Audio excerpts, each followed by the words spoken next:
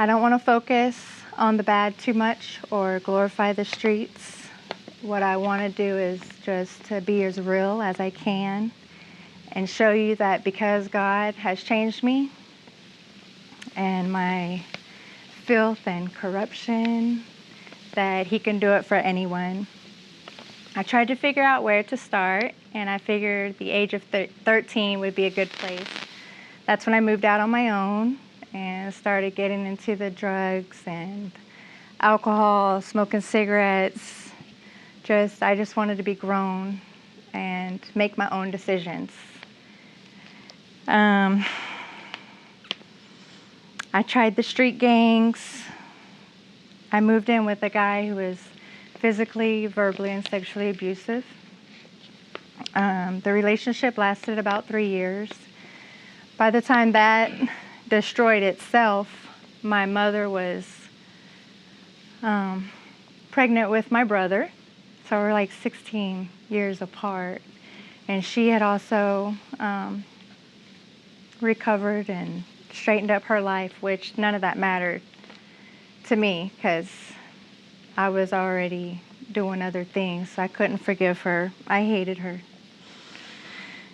I blamed everybody I could except for myself. But I needed her whenever I moved out of this guy's house because I was all alone. I had already been with all the different guys and different states and situations. So she let me move back home, and she said as long as I went to school, I could stay there. That lasted all of about 6 months. And I had already been a dropout for 3.5 years, so going back to school, I was the oldest in the class, and I don't know, I couldn't focus because I was too high half the time. So I left again, except for this time I left and I took my little sister, who's 3 years younger than me, and my cousin with me. I figured I would show them the ropes to the streets, how to get along without adults around telling us what to do all the time. It sounded like fun and a great idea. So that's what we did. I got into a lot of trouble with drugs and getting beat, trying to make money the best way that we could, which changed. We'd try to sell drugs, we'd use them, we'd get beat up, we would go out on different relationships, just everything that goes along with teenage girls on their own. Eventually we all split up and went our separate ways. I never really forgave myself because I was the one that ruined their lives. So not only mine, but theirs too. All the regrets and failures were beginning to haunt me, and I wanted something different. I was always looking for love and acceptance. I just felt out of place. So I jumped from different states and different people, promising different things, and it always ended the same, empty and confused. The drugs helped me forget and not feel the pain sometimes, but it didn't last long. I went to jail a lot, but never for long enough to straighten me out. So I was in and out, get on probation. I got a lot of chances. I went from Oklahoma to Arkansas, California, Hawaii. Crazy. I got in trouble in every single state. Finally, I stayed in Hawaii for about 8 years. I felt like that was far enough away from all the past and the pain. And I was really living life now on the beach all the time, the clubs.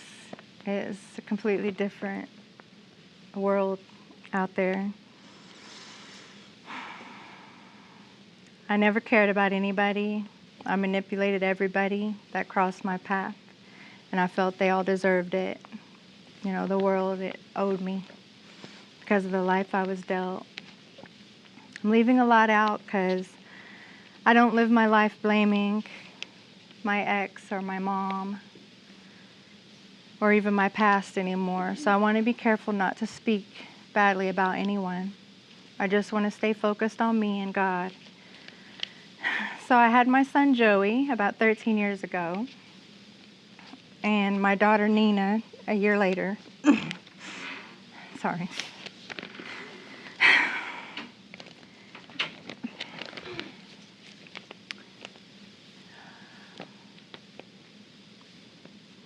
This was my dream come true, having children.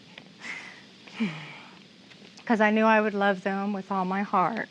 It's what I always wanted. And I knew it would be someone who would love me back. You know, because children, they don't have a choice. They just love their parents. But I was still a woman. I wasn't stable mentally or emotionally. I had very low self-esteem. Being abused was normal. I felt I deserved it. I even tried to get, people to do it because I felt like I wasn't good enough to live any other way.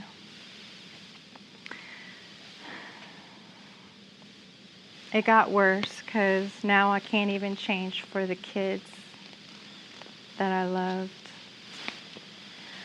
One day a fight started, as it always did, with their father. And at this time I had warrants and I had no place to go. I knew I couldn't stay where I was and I couldn't take the kids with me. So I just left. I left them. I still don't know or understand the power that life and addiction had on me, that I was able to just walk away like I did. But I did. And I got on heavier drugs and stuff. It's crazy because every time I would go to jail, I would go to church. I mean, it made me feel better for the moment. But it didn't last because deep down I just didn't believe that God was real. The feeling didn't last. Once I got out, I was still myself. The dirty person that did all those things. It was so fresh in my mind. So he didn't change me. He wasn't real. So I would go back to what I knew. And even if he was real, he wouldn't love me because he's holy and righteous. And that's what all the church people said constantly. So finally I got caught in yet another county. I have warrants in 3 counties in this state and 2 other states as well. Not only that, but I'm pregnant with my now 7-year-old son, Malachi. The prison tried to get me to give him up for adoption, like they were doing others. They would bribe us. They give money in your account. The baby would go to a good home. Just do it. You have time left. What are you going to do? You don't have family. Nobody wants to help you. I wasn't signing any of the papers. I wanted to keep the baby. Not that he was going to take the place of the other 2, but I had a new opportunity and a new chance to do what was right. So I wasn't giving in. I kept trying to get a hold of the other 2 kids. I would send letters and gifts through the little thing they have at the prison where you can send the angel tree things, and everything got sent back to me. Return to sender.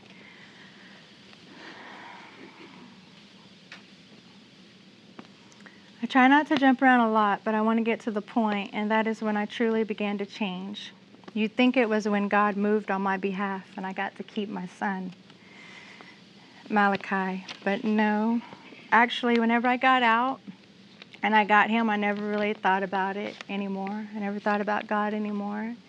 I left him right at the prison. I went and got my son, moved to another county, another city, started living my life the same as I always had, because I was still me. About a year later, I go back to prison, 5 years. Devastated and back to blaming everyone else, including God this time. I ran crazy in prison for a couple of years, getting in everything that there is to get into. All the relationships, manipulating people on the outside for money, everything. I went to church, but mostly just to get out of the dorm and to be around other people. I started training the dogs at Gaston, and that's when I began to truly feel convicted about who I was and everything that I had done. So convicted that I finally began to seek the truth. Who is Jesus to me? It was strange at first because I couldn't explain what was going on, why I felt so uneasy, and I didn't have any peace. I couldn't sleep at night. I was always thinking and feeling miserable about how I hurt people, how I talk about people when they would walk by me, just the little clicks I was clicking up in, different relationships I was having. It didn't feel good anymore. God was definitely moving in my life. I was starting to care, had a heart that felt for other people. I was always asking people, especially my husband, who was just a friend at that time, to pray for me. And him, along with everyone else, started telling me to pray for myself. Just try it, they would say. God will hear your prayers just like he hears ours. And I was like, no, not mine. You know, he doesn't listen to people like me. One day I prayed about a dog. I prayed that the dog I was training would be able to come home with us, that I could keep it. And that was the thing whenever you train the dogs there, you know, if they weren't already adopted, you could buy them, your family could help you. And didn't really have any family, I had him, but, you know, like I said, we were just friends at the time. So I prayed, I felt God tell me that this was going to be my dog. Long story short, they're telling me no, the dog's already been adopted out, and he pretty much laughed me out of wreck because I said God had told me that was my dog. And they knew what type of person I was, so for me to start throwing God into it sounded like manipulation and just nonsense. 3 days before the dog was due to EOS, the people decided they didn't want him, so we got him.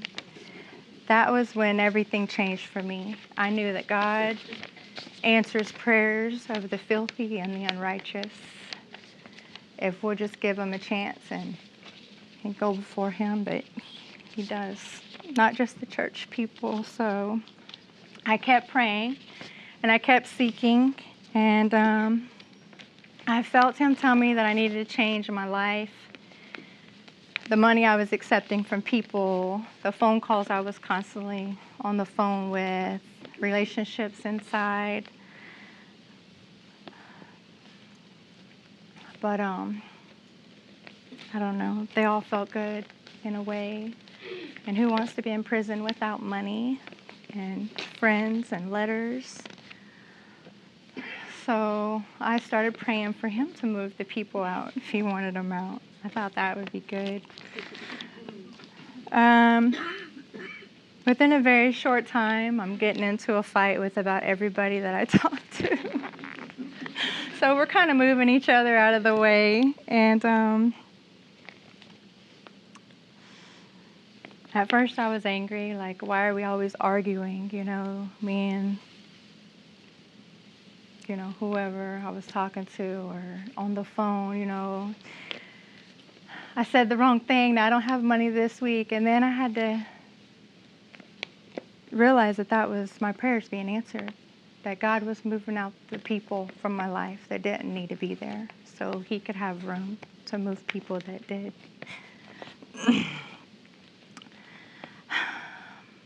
I moved into the faith-based dorm because I figured I could get quiet within myself and learn more about the Bible. And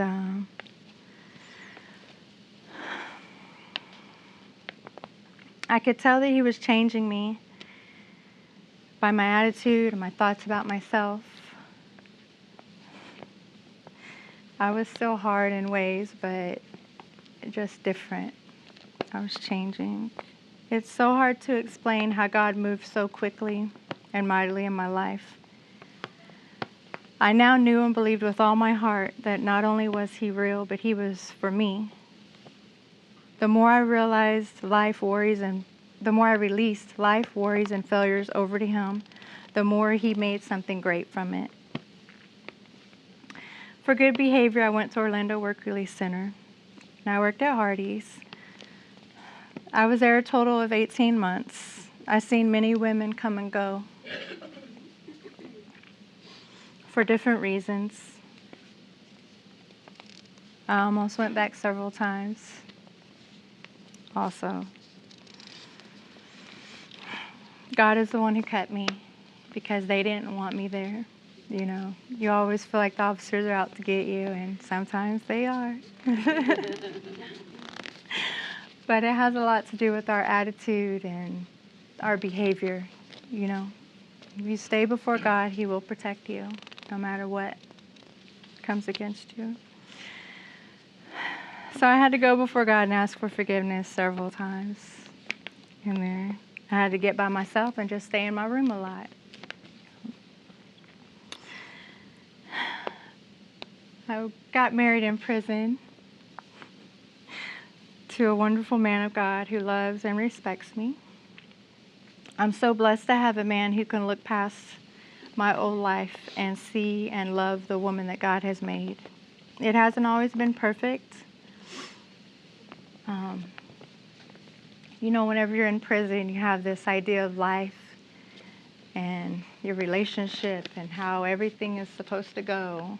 And you've got it down to a science, exactly how you're going to talk out your problems, who's going to be in your life, you know, what you're going to do for people and the line you're going to draw. And it doesn't always work out exactly the way you have it planned. And ours didn't at all.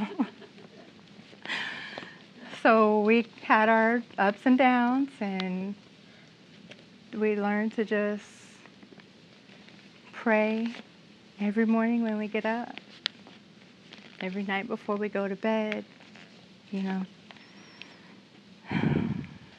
Talk, communicate. That's the most important thing, I think, whether it's your spouse or your parents, your children. You know, everyone has their own mind and their own voice, and it's okay. God works out the rest. I only had a couple months left when they told me I would be on probation. I had failed at probation so many times. So for them to throw this on me at the last minute, after all the struggling I did to even stay in the work release center, and now I have probation whenever I get out, they're setting me up for failure. I thought that's not fair. I was afraid. I was afraid of failing and letting down my family. Satan wants to cause us to fear and to look back, so we'll fall back.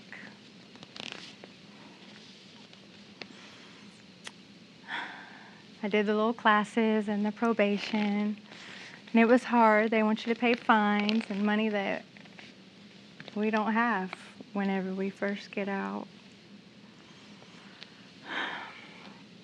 I learned it's not me or my strength or what I can do, because I cannot do anything. I am weak and unworthy. It's all about Him.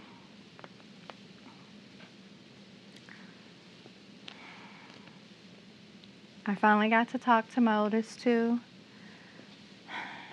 children. Started a little bit before I got out of the work release center. Just out of the blue, I got a letter saying, okay, I think it's time. You can talk to them now. And of course, I jumped on that. Whenever I got out, I jumped on the fact to go get them and would spend time with them. And we don't get to see them all the time because they're teenagers and they actually have a life that doesn't involve me. It's hard for me to understand that, but that communication has been open.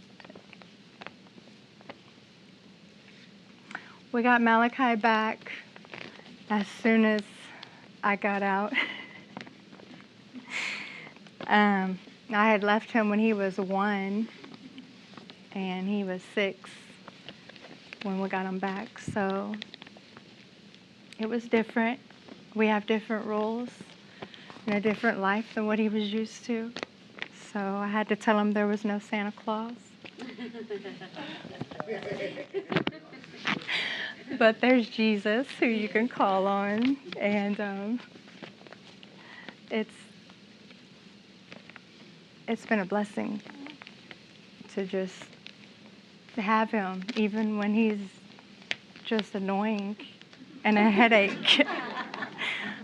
I love him, even in those times. And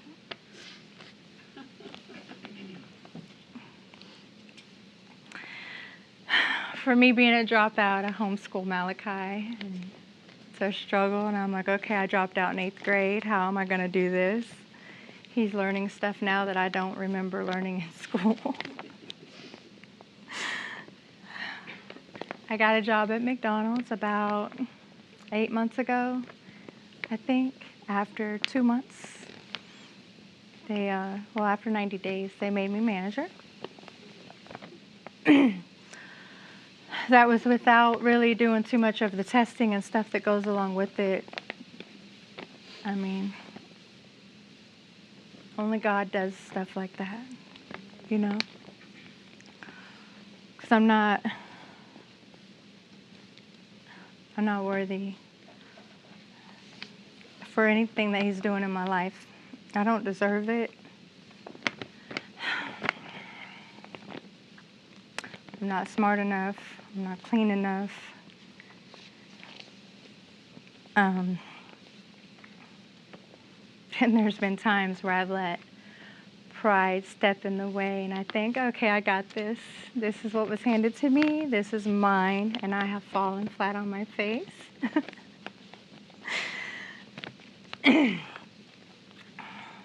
Because it's not. It's not anything that I've done. My relationship with my mom is absolutely wonderful today. We can talk about anything without fighting or throwing up the past and just hating each other. My grandfather's been staying with us for like 3 weeks. Out of the blue, he just calls and says, hey, I'm in Florida. So he's here after 15 years, and he walked into our house and cried, pretty much. Just seeing the transformation of my life, my attitude, the way I talk and carry myself, just everything. I'm amazed daily at the goodness of our God, how he continues to bless me and love me. I can confidently tell you that God is real, and he is for each and every one of you. That if you'll humbly call out to him, he'll transform your life and give you everything that Satan stole from you and more. I stand as an example of his love and his changing power. He restores lives and families. And that's it. And I just thank you for giving me the time to share. I'm amazed that I could hold it together and talk to you.